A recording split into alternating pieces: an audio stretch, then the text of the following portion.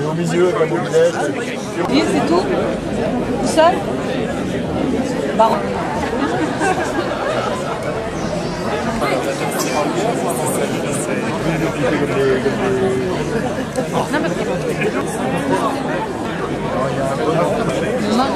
Mon mari, je sais plus ce qui se passe pour lui, sinon.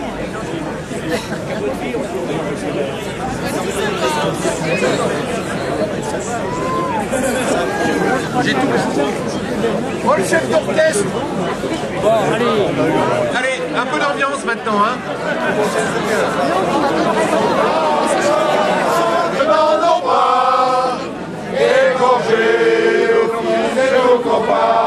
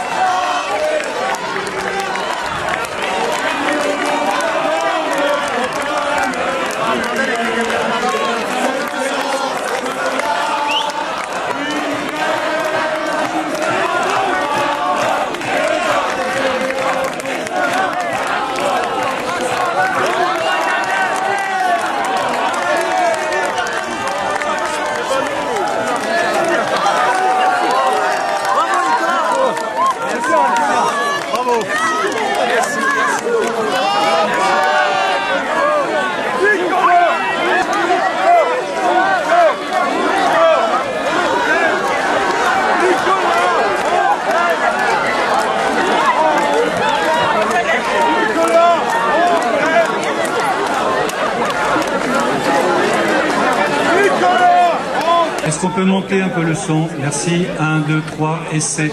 3, 1, 2. 1, 2, 1.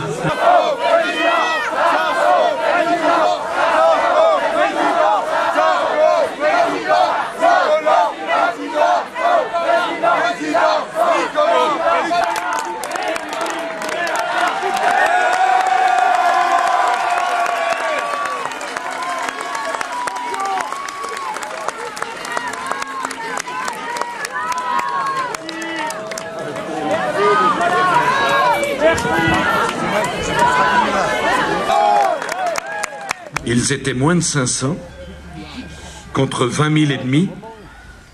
Ces ennemis, c'était aussi les ennemis de l'intérieur, puisqu'il n'y avait pas simplement les SS et la Wehrmacht, il y avait aussi la milice. Et si j'ai voulu terminer ici, c'est parce que j'ai parfaitement conscience que la France est un pays qui a une longue histoire.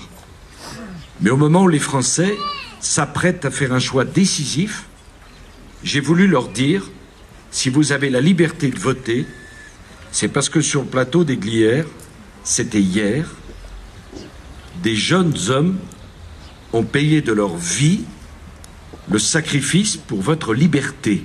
Nous ne pouvons pas oublier, nous ne pouvons pas occulter. Et j'ai voulu le faire. Et pourquoi vous parlez tant de l'histoire de France? Je dis, mais je suis candidat pour la présidence de la France. Si un candidat à la présidence de la République française ne parle pas de la France, ne sait pas parler de la France, de quoi doit-il parler? La France, on n'en parlait plus assez. La nation française, je veux pouvoir en parler. Je veux pouvoir dire qu'il y a une identité nationale française sans être traité de raciste. Je veux pouvoir dire que j'aime la nation française sans être traité de nationaliste. Je veux pouvoir dire que le rôle de l'État, c'est de protéger sans être traité de protectionniste. Je veux pouvoir dire que je suis européen et ne pas accepter l'entrée de la Turquie dans l'Union européenne. Je veux pouvoir dire que l'Europe est là pour nous protéger et non pas pour être le cheval de Troie de la mondialisation. Je veux pouvoir parler librement. Je veux pouvoir vous dire, penser librement. Je veux être le porte-parole et le candidat du peuple français. Je ne veux pas être le porte-parole d'élites d'une pensée unique qui fait que depuis des années, la majorité silencieuse se demande pourquoi elle est la majorité et pourquoi on ne met pas en œuvre la politique qu'elle attend depuis des années. C'est ça, tout ça. Je veux poser la question du pouvoir d'achat, des salaires qui sont trop bas, des charges qui sont trop lourdes, de la vie qui est trop chère. Je veux qu'on puisse travailler plus pour gagner davantage. Je veux qu'on puisse partir à la retraite à la date de son choix. Je souhaite que chacun puisse se dire que ses enfants vivront mieux que lui. Oui, j'ai promis de supprimer pour l'essentiel des familles françaises les droits de succession et de donation. Parce que je considère que quand on a travaillé toute sa vie, il est normal de vouloir laisser à ses enfants le fruit d'une vie de labeur. On va quand même pas s'excuser d'avoir travaillé dur pour pouvoir laisser à ses enfants quelque chose. Au fond, qu'est-ce que j'ai voulu dire? Et je voudrais en terminer par là. J'ai voulu qu'on soit fidèle à l'héritage du général de Gaulle. Il a voulu l'élection présidentielle au suffrage universel. Il vous a donné le choix dans vos mains, à chacune et à chacun d'entre vous, du futur président de la République. Le président de la République, il sera l'homme de la nation et du peuple. Il ne sera pas l'homme qui arrivera par les combinaisons d'appareils. Le président de la République, sous la Ve République, il doit être l'homme qui rassemble une majorité.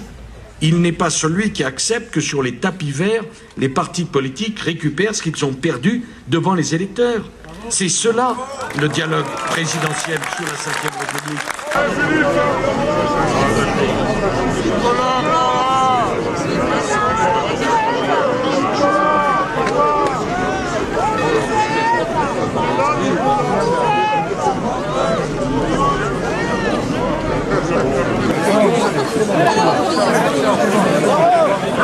Bernard, allez, Encore 2 jours,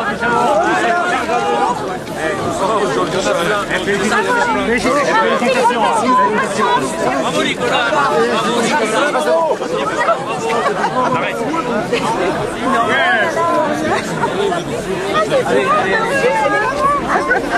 Mais moi non, merci pour tout. Nicolas.